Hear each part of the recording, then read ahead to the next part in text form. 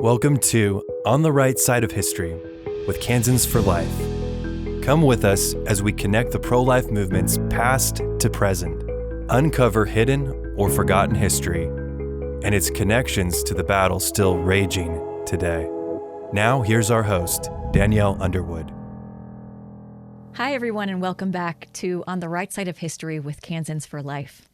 Today, I have two friends joining me here in the studio, Ruth Tisdale and Melanie Bowman, who are both awesome women who deserve applause for the groundbreaking work they're doing in the pro-life movement. Melanie Bowman is a business owner who has helped organizations around the country tell their stories and connect with audiences for over 20 years. A decade ago, Melanie and her husband Preston, who is also her business partner at Stone Creek Consulting, started applying their knowledge to helping pregnancy resource centers become more effective at reaching women who are facing unexpected pregnancies. Through their work, Melanie and Preston earned the trust of many leaders in the pro-life movement and recently became the co-directors of the newly formed Life Alliance Kansas, a support network for pregnancy help organizations across the state. Thanks for joining me today, Melanie. Thank you, Danielle. Good to be here.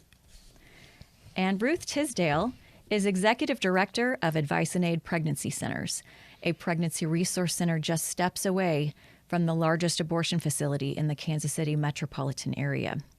She has spent 20 years advocating for women and preborn babies, both through her own center and by representing the work of all pregnancy centers before legislative committees and the media. She and her staff collaborate frequently with others, providing training and encouragement for other pregnancy resource centers.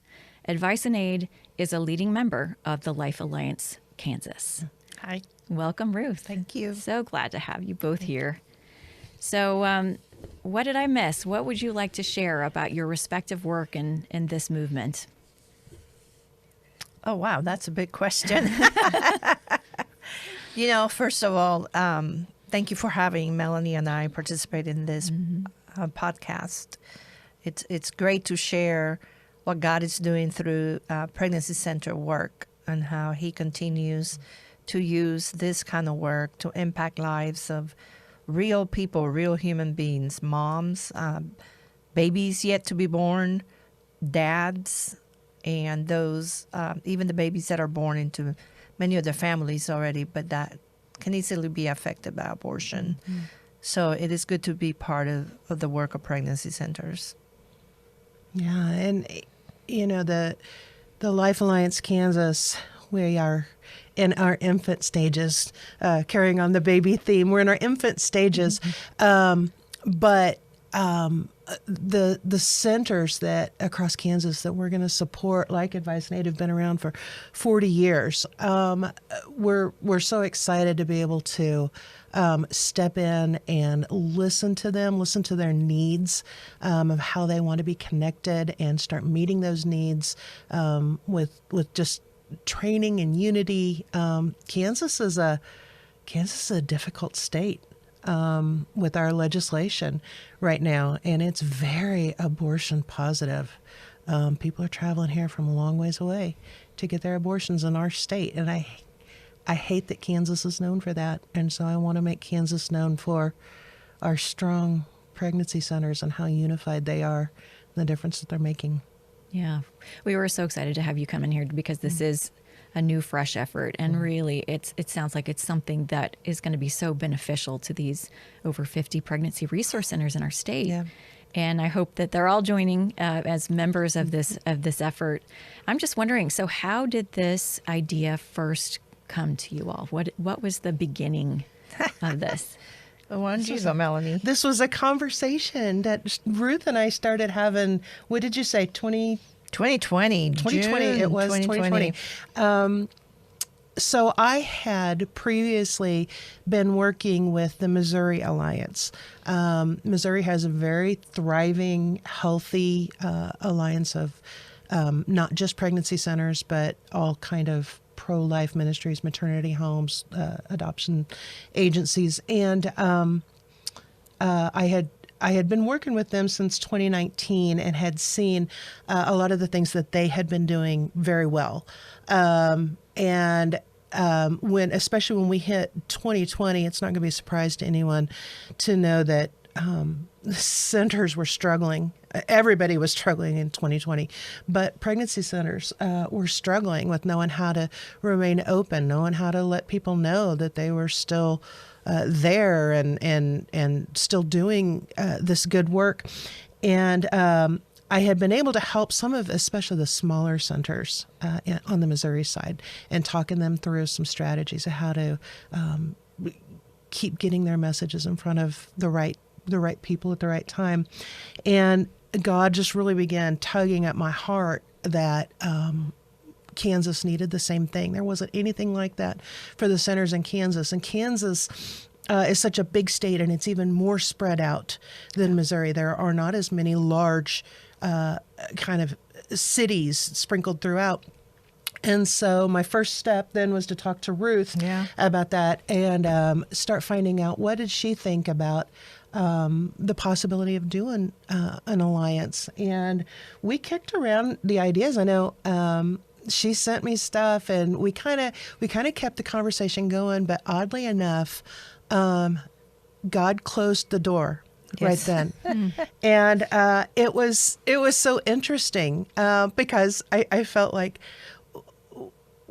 I have this desire, and I know there's a need, but I had just had to trust God's timing on this. And last year, in 2023, it was probably spring of 2023, Ruth and my husband Preston and I and Bridget Smith from the Lawrence Pregnancy Center, we were having a meeting talking about the possibility of doing some statewide stuff.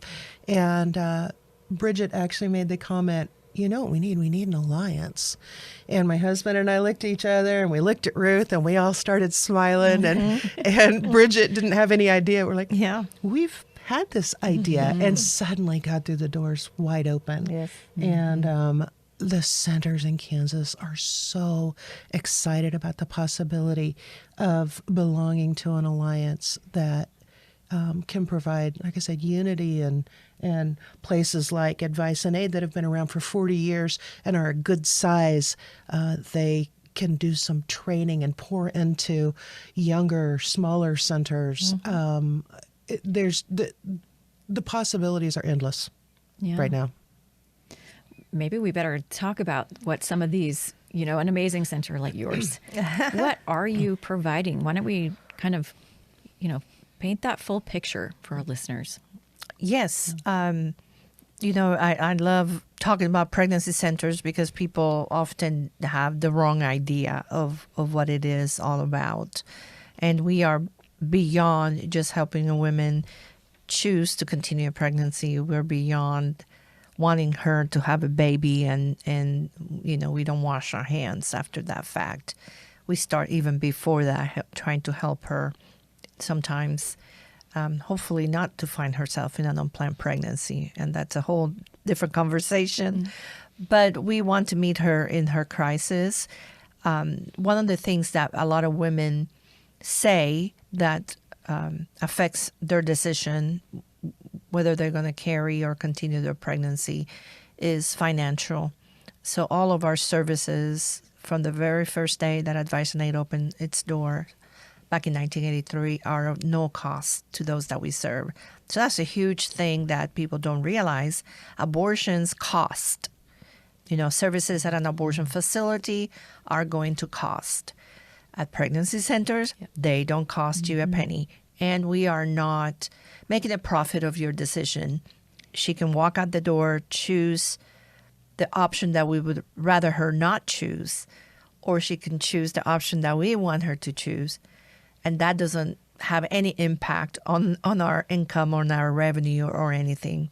It may have an impact on our hearts, but not on our pockets. And so that's another big difference. But beyond that, we are about helping that woman at her time of crisis, at her time of need. And I think it's a lot about being a listening ear, being a support. Oftentimes, there may be other people in her life that are speaking to her, There are circumstances that are drowning her and making her think the only option she has is an abortion. In her heart, she probably is struggling with that because it's not what she ever thought as a little girl that she would do when she got pregnant. But the circumstances are so big that she can't see any other way out. And so what we do is help her to see all of her options. And I love that word because we are truly giving options. You have the choice to have an abortion. You have the choice to parent. You have the choice to make a parenting decision by placing your child for adoption. You have options and you have support through those options. You know, we're not going to help you through an abortion decision, but here's the information that you need, one of which is a sonogram. It's so important to know what is happening in her body before she makes this abortion decision that she might not even need. And I use that term loosely, but you know, is she there's the possibility of her, you know, not having a viable pregnancy, a pregnancy that's going to end up in a miscarriage. She should not go through an abortion procedure, and the sonogram helps us with that process. Perhaps she needs to get further medical care because she might be having an ectopic pregnancy. So that's a different thing that we also help.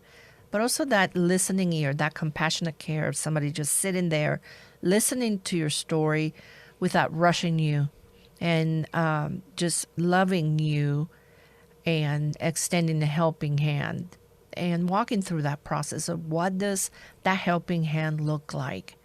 You know, again, medical services, sonogram, STI, STD testing and treatment, the sonogram, those are beautiful services.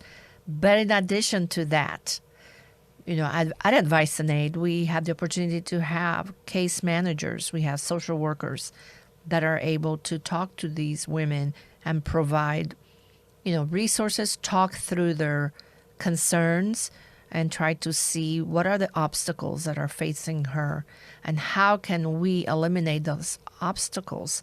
So if she chooses to carry, she can have the help needed. What are those things? And, you know, I was talking to one of our social workers today, and she was sharing with me about a particular woman that we helped with. And, you know, her baby was born several months ago, but they're still staying in touch because even after the baby's born, and she's not enrolled in our programs right now, but the gal is needing some additional help. So our social worker hasn't pushed her away. She's still sending her tangible information and talking with her and helping her. We also had another client who the baby passed after birth, and you know, we're still connecting with that mama. Mm. So, and then sometimes we have women who choose abortion, and maybe it's 4 to 6 weeks after an abortion decision, you know, they're talking to us. They might come to us for post-abortion assessment, which is an assessment after a woman has had an abortion, and we look at them and examine them physically, but also deal with her emotional and spiritual state and see how they're doing there, and just let them know some things they need to watch out, just in case they start feeling depressed or having anger issues or whatever it is that might trigger them after this decision. And then we have programs long-term, up to 2 years after the child is born, and helping not just the mom, but also the dads. You know, last year, a third of the women that came through our doors for a pregnancy test brought their partner. And 80% of those men, we met with them with another guy who was able to wrestle, is one of my favorite words, wrestle with those guys where they were at in this unplanned pregnancy. And the very few that we didn't meet with are Spanish speakers. So at this time, we don't have any bilingual male client advocates. So unfortunately, we weren't able to speak to those specifically to those guys that came through our doors. But we are ministering to those dads as well, because his voice has been lost in this whole deal. Yeah. but he's got a big responsibility. Yeah.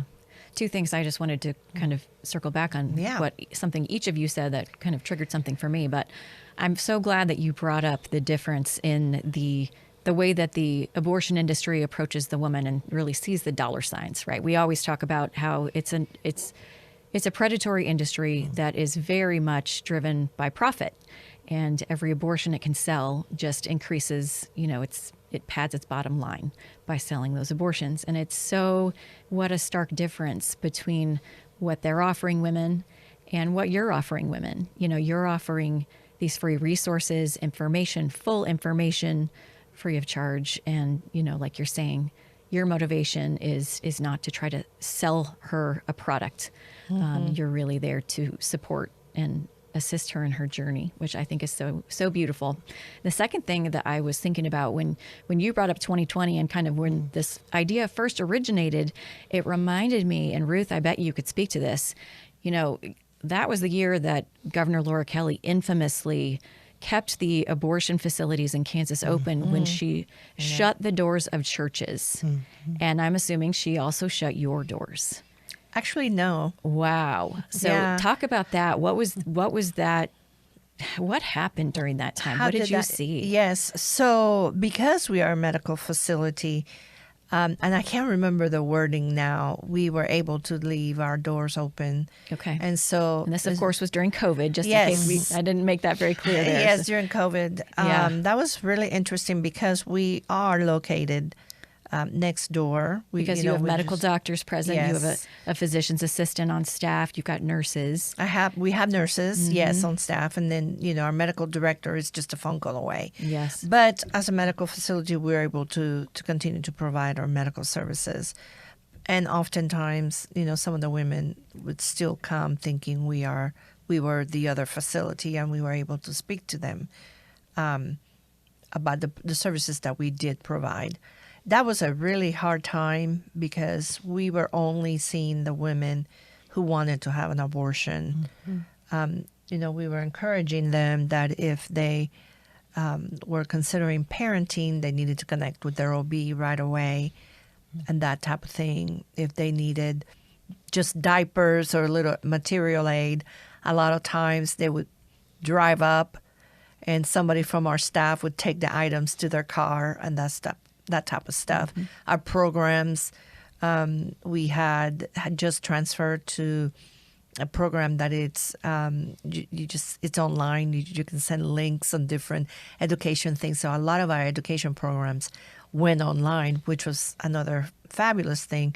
But the woman that we saw was a woman that's really thinking, I got it, especially now because oh my goodness, it's COVID. I got to get rid of my child or my baby. And so that was a rough time. Yeah. So you all may have been exempted in some ways because you had that medical facility. Yes. But we would also realize for the smaller pregnancy resource centers that some of the smaller ones in the small towns are not offering that same level of medical care. So we would assume that those were probably closed. Yes, and even others in the metro did close even for a short time as they figure out how they were going to deal with the situation that we were facing. We were just a little bit more bold, I guess, and we just, and we're larger, so we have more resources to be able to work with people. But one of the interesting things Melanie knows is we went to two teams. We have Team A and Team B. Skeleton crew, only 5 people working a day.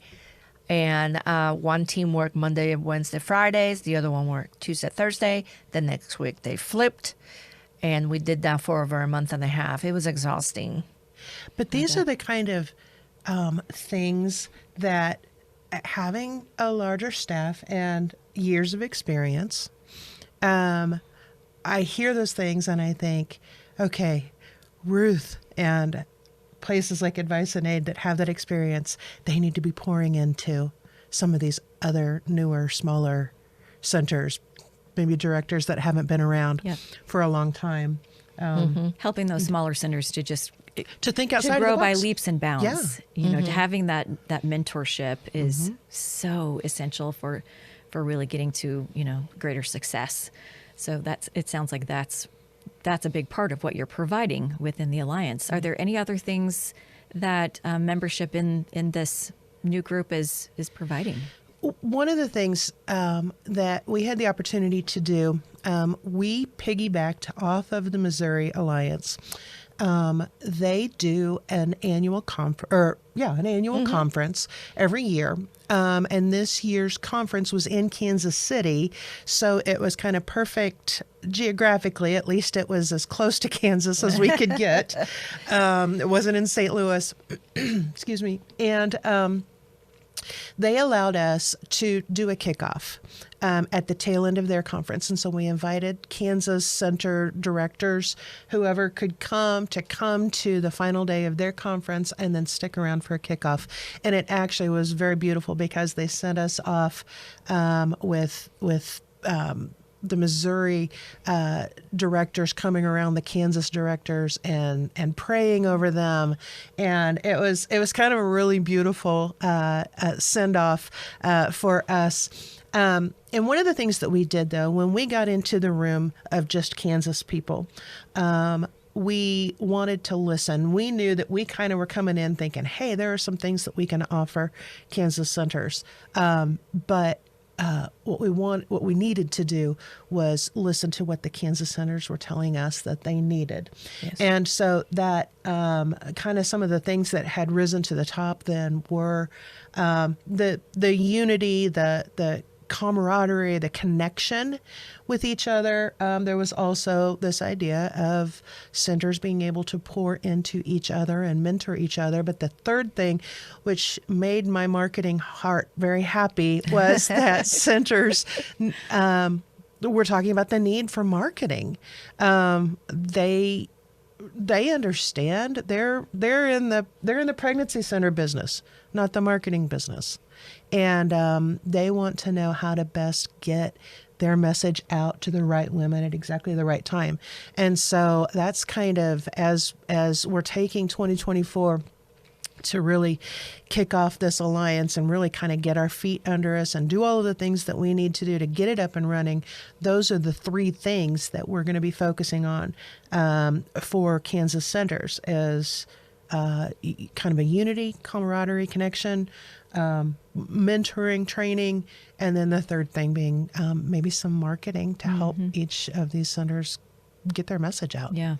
And just like anything, there's always greater strength in numbers. Absolutely. Being unified, being able to, reach out to each other and solve things as a group it's so great to be able to pull in different skills and, who's got access to different resources or expertise. So, yeah, that's wonderful. So, last legislative session, our elected officials, they passed, so I should say the elected officials in the legislature passed alternatives to abortion funding. And so that was in the amount of $2 million. And I know that some of the members of the Alliance are probably going to be participating in that program. And I just wonder if you all have heard anything about what other, what pregnancy resource centers might be gaining from that. I know that that some of the centers that are doing it already is taking everybody. It's a lot of work, so it's taking everybody different time frames on being able to turn in the paperwork and all that kind of stuff. But what I have heard is some are really enjoying the fruit of the dollars that are coming in, so they're allowing them to do things that normally they wouldn't. I think what's interesting is that this program is new to Kansas, but many other states have done this type of program. Like I believe in Texas, it's been around for 18 years. Back to the Missouri, they've had it for many years. So it's new to us, but it's not new around the states, around other states. So that's really cool. That is really cool. I know I've heard reports about one of the centers that's nearby that is working on improving the amount of help they're able to give women who may be able to qualify for Medicaid. So they're working on, different things that they can do to provide additional resources to women really helping them access all the different sources of support that are around them. And I think, that could be a wonderful help. Yes. So different centers are in different situations and, have different funding streams available to them. So we'll see how that happens. Well, yeah, that's one of the things that I think, and I had mentioned this before. Kansas is so spread out, and the further west you go, the more just kind of vast it becomes. And so you think about some of these centers in some of these small state or small counties, especially. Southwestern Kansas. There's not much out there. I know, in particular, one center that's out there that's like 3 hours from the closest next center. Wow. They, they're in small towns. They don't have access to large revenue streams. Their donor base that they're reaching is going to be small in and of itself. And so to get some of these funds from the state can make the difference between them, only being able to have their door open maybe 2 days a week for a few hours to 3, 4, 5 days a week, being able to really offer services that make a difference for women who are looking for help. Yeah. And what a even more important resource they would be for that community, being so far from other resources like you're talking about, other centers. That's exciting. We're certainly hopeful that the legislators will extend the funding this year and that these pregnancy resource centers will be able to continue making the gains that they're making to offer additional help to women. So we've heard lots of stories, starting really kind of around the time of the leak of the Dobbs decision from the U.S. Supreme Court about how pregnancy resource centers were being targeted with acts of intimidation, threats. And I wondered, are there any specific things, any stories you would want to share, either that have happened to your center or others that you know of, where you all have been targeted? To me, it's crazy that anyone could find any fault in what you're doing. But obviously, there are some real active activists out there who think that would be, that they should target pregnancy resource centers. So what can you tell us about that? Yes, well, it's a hot topic. People are very passionate about the issue one way or another. And we sometimes focus on the issue and forget about the people that are in the middle of it. And so for us at Advice and Aid, we had one time, it actually was on our walk, the day of our Walk for Life that year in 2022, our side driveway had not a very nice message on it, but we were grateful it was done with chalk. So a little water and a hose. Yes, our staff member, before everybody got there at the walk, she and her husband cleaned it up and everything. So that was it. However, there has been since then and up to now a lot of action on the sidewalk. Like I mentioned earlier, our driveways are right next to each other. There are people from both sides of the issue that stand on the sidewalk on a regular basis. Saturdays is the busiest day. So, and then you have different levels of individuals. You have individuals who just go and pray, and they're very quiet and they're doing their thing. Then you have individuals who are trying to encourage the women not to go into the abortion clinic, but perhaps come to Advice and Aid. And then you have others who might have graphic signs about what abortion is all about, and they're very vocal about that. So that's on the pro-life side. And then on the abortion side, you have sometimes people also that are very vocal about what they believe is right. And then especially on Saturday, it's I'm going to say it's crazy because it's loud. There's a lot of intimidation tactics happening. we do not, that is not part of our ministry. So we stay away from the sidewalk. What's hard and how it affects us is sometimes women don't want to come through our doors because they're afraid of what's going outside. So can I ask you about, just tell us a little bit about the intimidation. Are you talking about directed towards pro-lifers, I'm assuming? Yes, it's not towards advice and aid Right. necessarily So the women. pro-abortion Yes, activists. it's just, the two sides of the two groups are just sometimes on top. I don't want to say on top of one another, but arguing with one another or trying to agitate one another. And I don't see that very often because I don't work on Saturdays, but I connect with my staff because I want to make sure they're safe. We actually, before the 2022, I think it was late 2021 actually, that we started having off-duty police officers on Saturdays at our location just to make sure that our staff felt safe when they came, because it could get very heated on the weekends. So that to say, we ourselves have not had direct threats or anything like that. It's just the sidewalk gets very intimidating for anybody who drives around or whatever. I know we continue to have prayer meetings that we know of that are happening, that are always very intentionally peaceful prayer.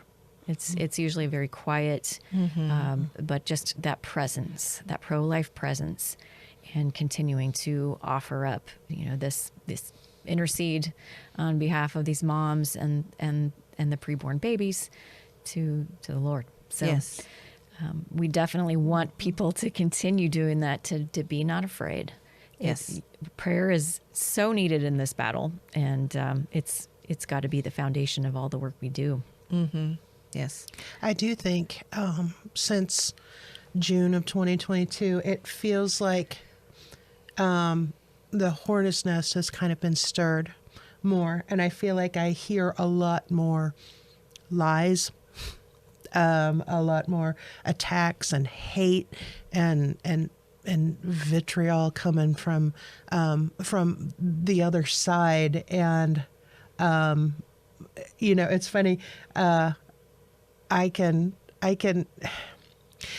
kind of take the hate, but it's the lies, and I just want to sometimes just want to pull my hair out. Yeah, it can be disheartening. Yeah, You it bet. is. And I feel like it has kind of ramped up since then, because everybody was, so many people were believing this lie that, women's rights were just completely being obliterated and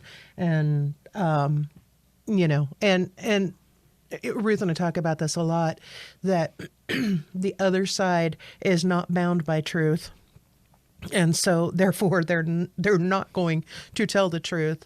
And we are bound by truth.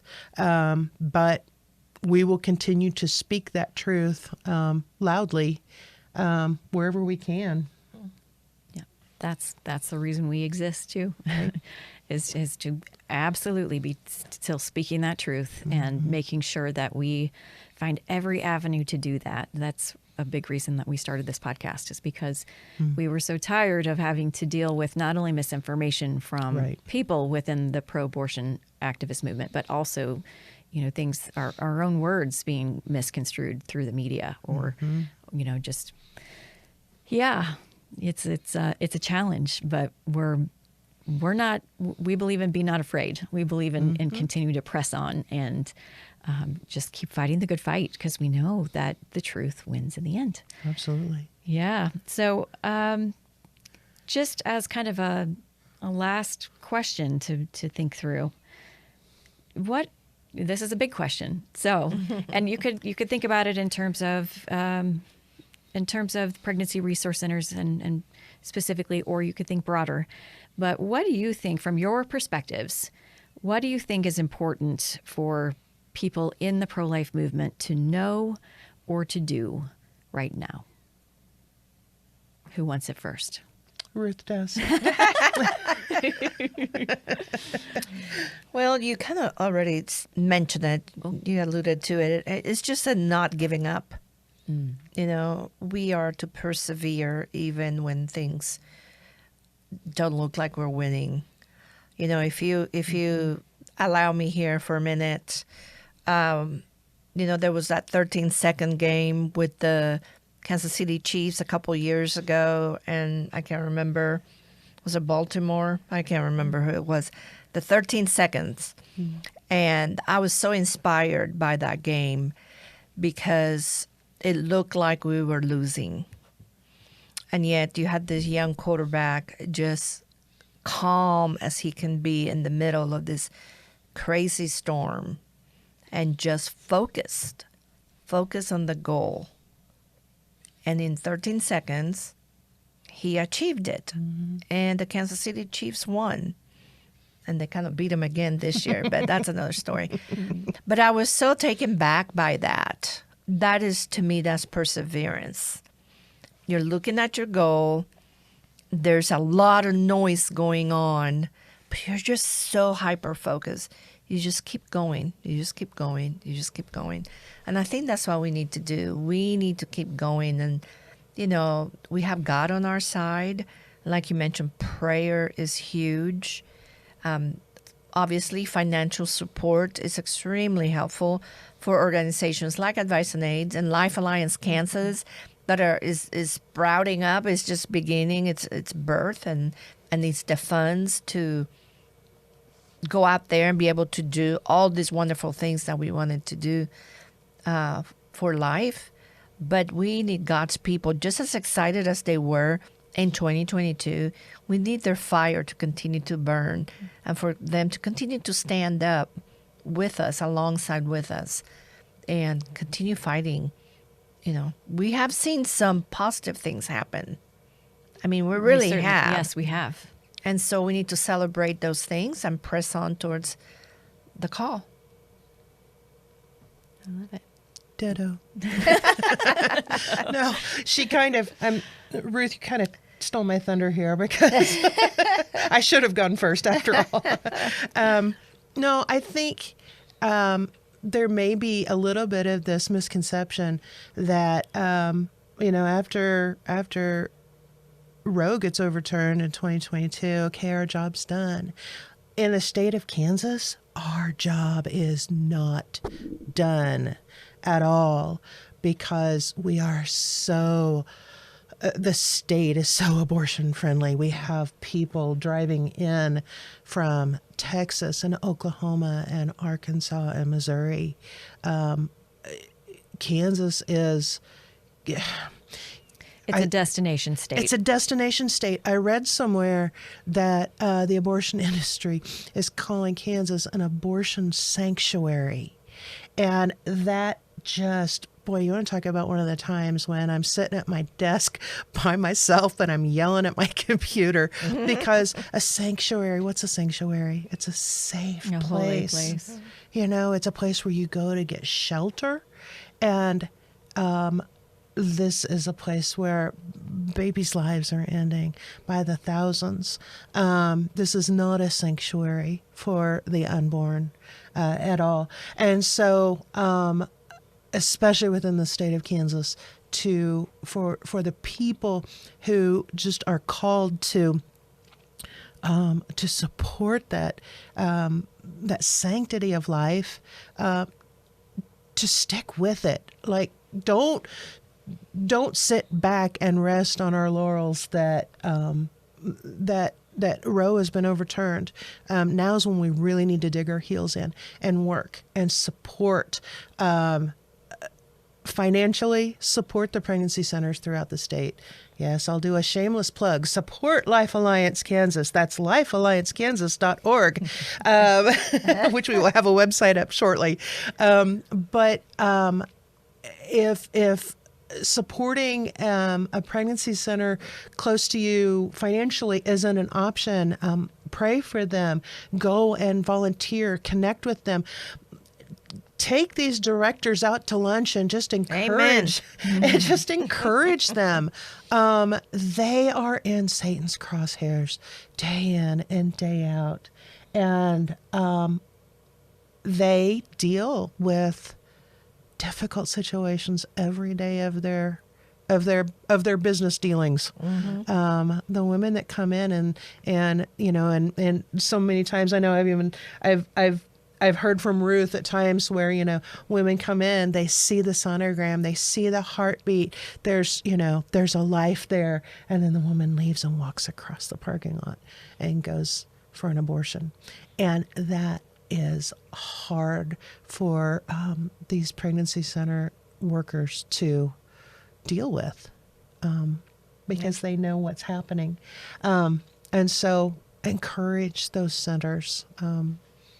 Lift them up, pray for them, support them any way you can. I think there's a role for every person who is pro-life in their heart. There are so many places people can plug in, whether that is volunteering directly for a center like yours, Ruth, or if it's, getting involved in helping an alliance to, help with, maybe bringing some skills to assist you all.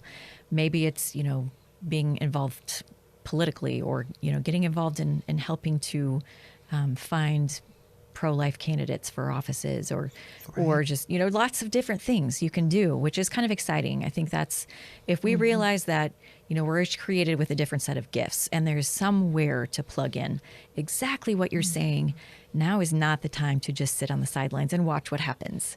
This is the time to get in and do something, whether you're a quarterback or you're, a defensive lineman, whatever it is, there is, and actually we could probably pull all kinds of different little connections out of that if we had some time. But there's all different kinds of roles for people to do. So I totally agree with what you all are saying. That's 100% on target. Well, anything else that we want to say before we wrap up today? No, just thank you for having us, and thank you for allowing us to introduce Life Alliance Kansas, and just let people know that we are in this together. We are working together for the good of the moms and the dads and the children, the ones born and the ones yet to be born. So, thanks. Yeah.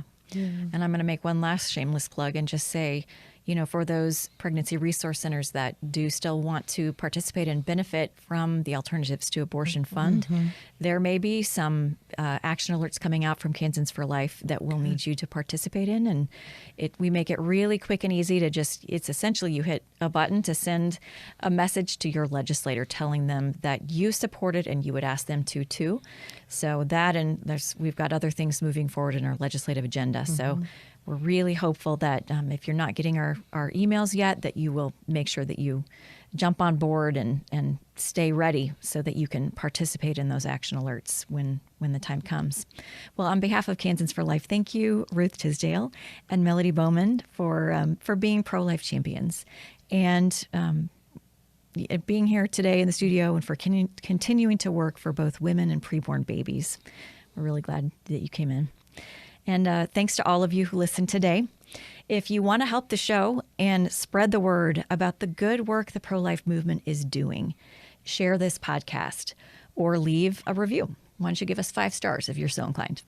You can also stay up to date on all pro-life topics by visiting our website and sharing your email at kfl.org.